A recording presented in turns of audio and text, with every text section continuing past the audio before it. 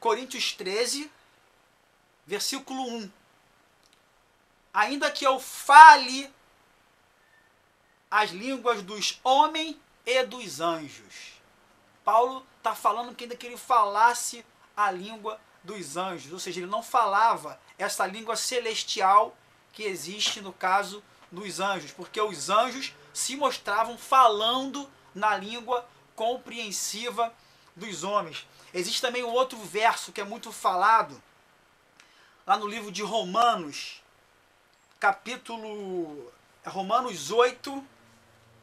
Romanos, capítulo 8, que é muito falado aí, Romanos 8, versículo 26. Vamos ler aqui, olha. Preste atenção. Também o Espírito Santo, semelhantemente, nos assiste em nossa fraqueza, porque não sabemos orar como convém, mas o mesmo Espírito intercede por nós sobremaneira com gemidos inexprimíveis. Isso aqui não é você quem faz. Isso aqui não é uma ação sua. Isso aqui é o Espírito Santo, como está falando aqui, que ora com gemidos inexprimíveis. O que são gemidos inexprimíveis? Gemidos inexprimíveis é aquilo que não pode se expressar por meio de palavras. Então, como é que você está falando para mim que você fala, no caso, que você ora em línguas com gemidos inexprimíveis? Visto que essa ação não é uma ação sua, não é um feito seu. Isso quem faz, como diz aqui o texto da Bíblia, é o Espírito Santo quem faz. É o Espírito Santo quem ora com gemidos inexprimíveis, os quais não são o quê? Possível de se expressar, possível de se explicar. Então você não pode falar para mim que isso aqui é o quê? Que é um dom de línguas, que é a língua dos anjos, ou sei lá, o que seja o que for. Não existe isso na Bíblia. Não existe. Porque é muito comum alguns falarem que até reconhecem, no caso, que o dom de línguas existem da maneira que eu expliquei aqui para vocês e mostrei na Bíblia. Mas também ensinam que existe o quê? Essa língua junta estranha, essa língua misturada. Isso não é verdade. Não existe língua dos anjos aqui, como lemos. Não existe, no caso, essa língua incompreensível que você vê falando aí fora. Daqui a pouquinho, nós vamos ver alguns vídeos aqui que mostram isso com mais clareza, com mais explicação, para você poder entender. Visto que já falei aqui e repito, que não quero ofender ninguém. Eu não estou aqui para ofender ninguém, mas estou aqui para defender o Evangelho do Senhor Jesus Cristo, a doutrina dos apóstolos, como eles viviam, como eles andavam. E isso não pode ficar no meio da Igreja de Cristo. Não pode. Então eu vou tentar botar alguns vídeos aqui para elucidar, para ficar mais claro para você, para ver mesmo se eram línguas como se fala aí fora hoje, ou se eram, como você viu aqui agora, compreensíveis. Línguas totalmente compreensíveis, que eles ouviam, no caso, falar e entendiam a sua língua materna. Então aqui Romanos 8:26 não tem nada a ver. Repetindo, quem ora aqui é o Espírito Santo com palavras inexprimíveis, as quais não são possíveis de expressar. Então você não pode estar se expressando, visto que vimos que a língua nunca foi estranha, uma língua totalmente compreensível, que a pessoa se expressa no dom genuíno de línguas. Tá ok? Bom, vamos lá agora em Coríntios, 1 Coríntios, capítulo 14. E vamos começar também a ler esse capítulo aqui que tem 40 versículos. Eu vou tentar abordar aqui para vocês de uma forma bem clara, para que você possa compreender e entender o que Paulo falou aqui em Coríntios 14. Tá? Vamos ver se Atos 2 se confirma aqui, se as línguas elas eram incompreensíveis, se eram línguas estranhas. Quando ele fala de estranha aqui em Coríntios 14, vamos ver o significado dessa palavra língua estranha aqui e vamos ver se é uma língua incompreensível, como temos visto aí, ok? 1 Coríntios, capítulo 14, versículo 1 em diante. Segui o amor e procurai com zelo os dons espirituais, mas principalmente que profetizeis. Irmãos, quando o apóstolo Paulo fala para procurar, né, com zelo os dons espirituais, aqui no versos, no caso 12:31, ele também fala: entretanto, procurai com zelo os melhores dons. Ele fala no 12:31, como lemos aqui nesse instante, e 14:1 também. Procurar com os dons do zelo espiritual, irmão, não é ficar, no caso, tentar ficar procurando de uma maneira que te satisfaça, não.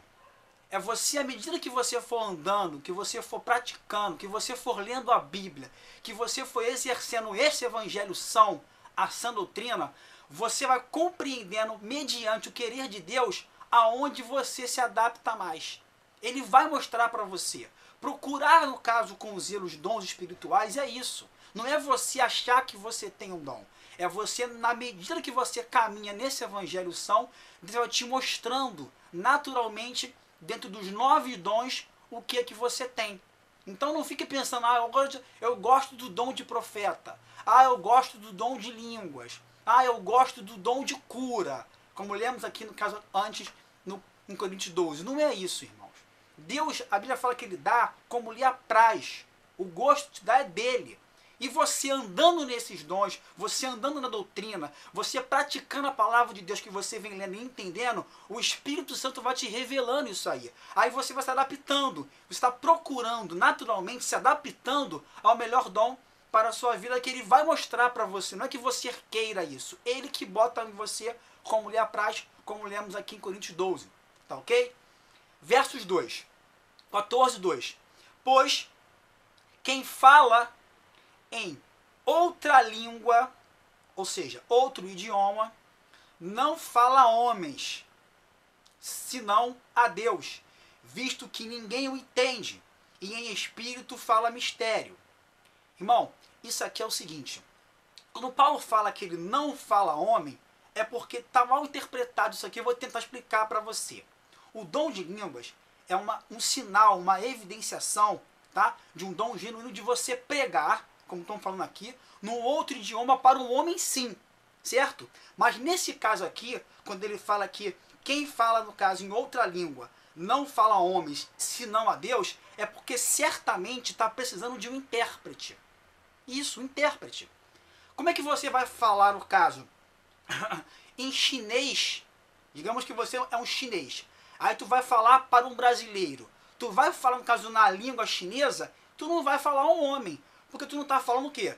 Na língua brasileira. Não vai estar falando em português. Entendeu? Então tu tem que ter intérprete. Por isso que aqui no caso, logo aqui nos versos, no caso 27, 14 e 27, fala assim: no caso de alguém falar em outra língua, que não sejam mais do que 2 ou quanto mais 3. E isto sucessivamente, e haja quem o quê? Quem interprete. Mas versos 28. Não havendo intérprete, fique calado na igreja, falando consigo mesmo e com Deus. Exatamente aqui igualzinho os versos 2.